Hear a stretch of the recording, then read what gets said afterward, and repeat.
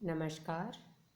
आचार्य राजशेखर की काव्य मीमांसा के अध्ययन अध्यापन को आगे बढ़ाते हुए हम इस व्याख्यान से तृतीय अध्याय के तथापि समृणु प्रगल्भस्य पुंसः कर्म आदि गद्यांश से पढ़ना प्रारंभ करेंगे। पिछले व्याख्यान में हमने पढ़ा था कि सरस्वती पुत्र ने उत्पन्न होते ही छंदोमयी वाणी का प्रयोग करते हुए माता सरस्वती की चरण वंदना की। माता ने प्रसन्न होकर कहा कि अभी तक जिस छंदोमयी वाणी का प्रयोग वेदों में होता आया था वह अब लौकिक संस्कृत में भी प्रयुक्त होगी। तुम इसके प्रवर्तक हो।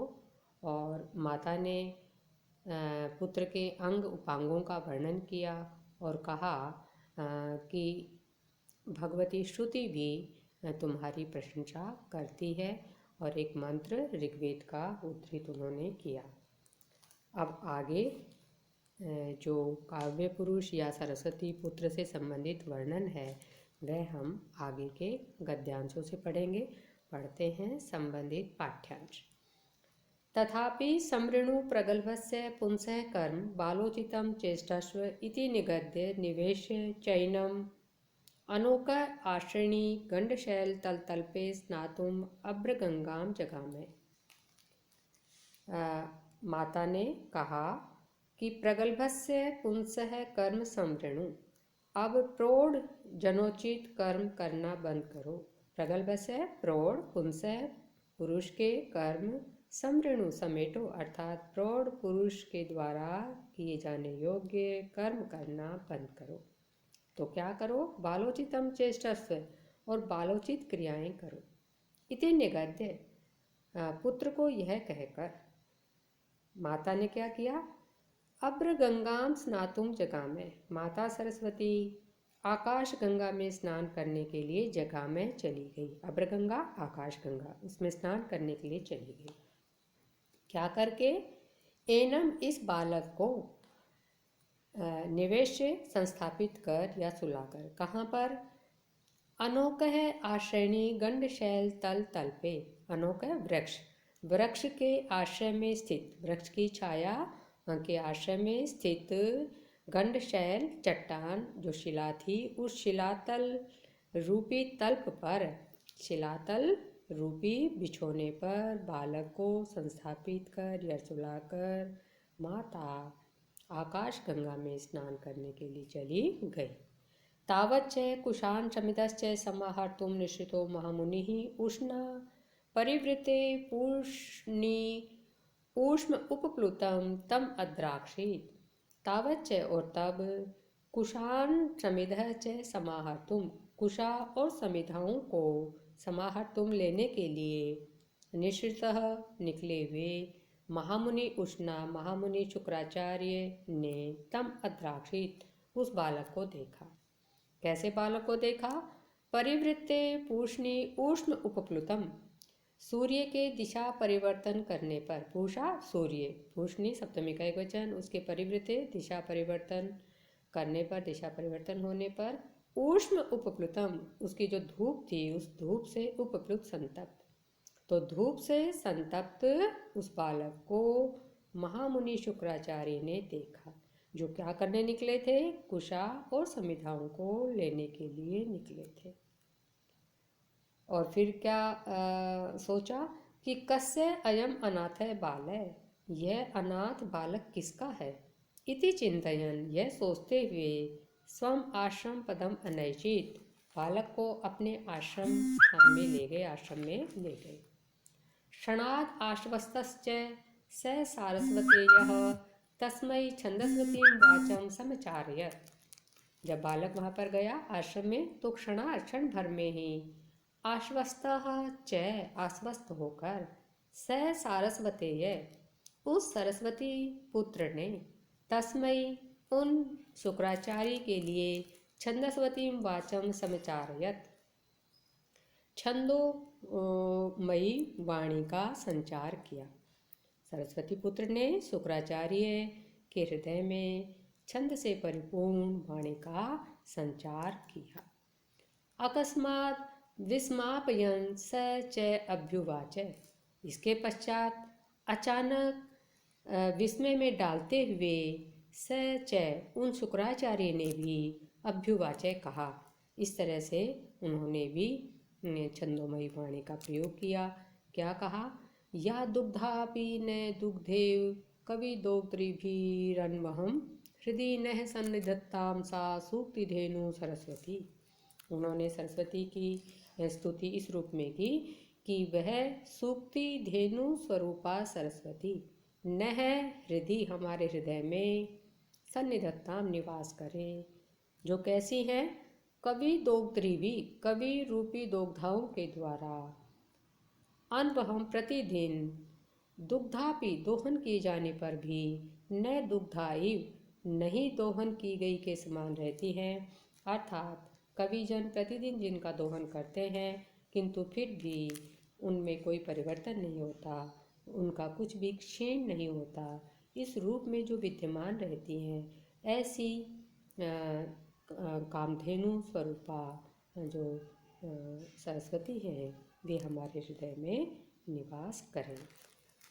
जब उन्होंने यह वाणी कही, इस वाणी का प्रयोग किया, तो तत्पूर्वकम अध्येतॄणाम च सुमेधस्वम आदिदेश है। उन सरस्वती पुत्र ने कहा कि अध्येतॄणाम सुमेधस्वम कि जो इस छंदोमयी वाणी का अध्ययन करेंगे उनमें इसका प्रथम पाठ करने वाला सुमेधा होगा, बुद्धिमान होगा। ततः प्रभृति तम उष्णसम संतः कवि इति आचक्षते। तब से लेकर तम उन उष्णसम शुक्राचार्य को संत विद्वान लोग कवि इति आचक्षते कवि कहते हैं। तत् उपचारात च कवय इति लोक यात्रा। और तत् उपचारात उसी के उपचार से, लाक्षणिक अर्थ से लोक यात्रा, लोक व्यवहार में कवय काव्य रचना करने वाले व्यक्ति कवि कहे जाने लगे।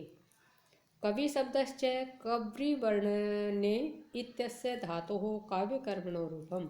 अब आगे राजशेखर बताते हैं कि कवि शब्द जो है वो कव्रि वर्णने इस धातु से काव्य कर्म रूप अर्थ में निष्पन्न होता है। अर्थात ये जो शब्द है कवि शब्द, ये कव्रि वर्णने धातु से निष्पन्न होता है, जिसका अर्थ होता है काव्य कर्म करना। काव्य एक रूपत्वाच्च सारस्वतेऽपि काव्य पुरुष इति भक्त्या प्रयुज्यते। अब आगे बताते हैं कि सरस्वती पुत्र को काव्य पुरुष को कहा जाता है, तो बताते हैं कि काव्य एक रूपत्वात्, जो काव्य शब्द की एक रूपता के कारण सारस्वतेऽपि सरस्वती पुत्र में भी काव्य पुरुष इति भक्त्या प्रयुज्यते, भक्ति से अर्थात लक्षणा से या लाक्षणिक प्रयोग से काव्य पुरुष कहा जाता है। क्योंकि काव्य पुरुष में भी काव्य शब्द आता है, तो वो कहते हैं कि इस काव्य शब्द की एक रूपता के कारण सरस्वती पुत्र को भी लक्षणया या लाक्षणिक रूप से कवि कहा जाता है। अब आगे बताते हैं काव्य से संबंधित जो बात कह के अब आगे बताते हैं कि ततश्च विनिवृता वाग्देवी तत्र पुत्रम अपश्यन्ति मध्य हृदयम चक्रन्ते। अब कहते हैं कि जो वाणी की देवी सरस्वती है वो जब स्नान करके लौट कर आई तो उन्होंने वहाँ पर पुत्र को नहीं देखा, तो क्रंदन करना शुरू किया। ततः च इसके पश्चात विनिवृता लौट कर आई हुई वाग्देवी वाणी की देवी सरस्वती ने तत्र वहाँ पर वृक्ष की छाया में जो शिलातल था उस पर पुत्रम अपश्यन्ति, जब पुत्र को नहीं देखा, पुत्र को न देखकर मध्य हृदयम चक्रन्ते हृदय में करुण क्रंदन करना शुरू किया। प्रसंगागतश्च वाल्मीकि मुनिवृषा सप्रशयं तम उदंतम उदाहृत्य भगवत्यै भृगुसुतेः आश्रम पदम अदर्शयत्। अब प्रसंग से वहाँ पर वाल्मीकि ऋषि आ गए, जो ऋषि श्रेष्ठ वाल्मीकि हैं वो वहाँ पर आ गए। तो यही बताते हैं अब आगे कि उन्होंने क्या किया कि प्रसंग से आए हुए मुनिवृषा, मुनिश्रेष्ठ, मुनिपुंगव वाल्मीकि ने सप्रशयम विनय के साथ तम उदंतम उस वृत्तांत को भगवते उदारित भगवती सरस्वती के लिए कहकर भृगु सुते आश्रम पदम अदर्शयत, उनको जो भृगुसुत हैं, जो उष्णा या जो शुक्राचार्य हैं, उनका आश्रम स्थान दिखाया, अर्थात वे उनको शुक्राचार्य के आश्रम में लेकर गए। जब वहाँ लेकर गए तो क्योंकि उन्होंने उनकी सहायता की तो उससे अभिद्रवित होकर, उससे प्रसन्न होकर सापी उन देवी सरस्वती ने भी पहले तो उनकी विशेषताएं यही दो तीन, किस किस प्रकार की सरस्वती है तो बताते हैं। प्रश्नोत्पयोधरा, दुग्ध बहाती हुई, पुत्राय अंगपालिम ददाना, पुत्र को गोद में धारण करने वाली, शीर्षि च चुंबंती, और मस्तक को चूमने वाली सरस्वती ने। स्वस्ति मता चेतसा, कल्याणकारी मन से, स्वस्ति कल्याणकारी मन और बुद्धि से, प्राचेतसाय अपि, प्राचेतसाय प्राचेतस के लिए अर्थात महर्षि वाल्मीकि, महर्षि प्राचेतसाय वाल्मीकि के लिए भी, निभृतम एकांत में, सछंदांसी बचांसी प्रायच्छत, स्वतंत्र सुंदर छंद रचना करने का वरदान दिया। उन्होंने भी प्रायच्छत वरदान दिया। कैसी वाणी का वचांसी, सछंदांसी छंदोमयी वाणी का आशीर्वाद या वरदान दिया।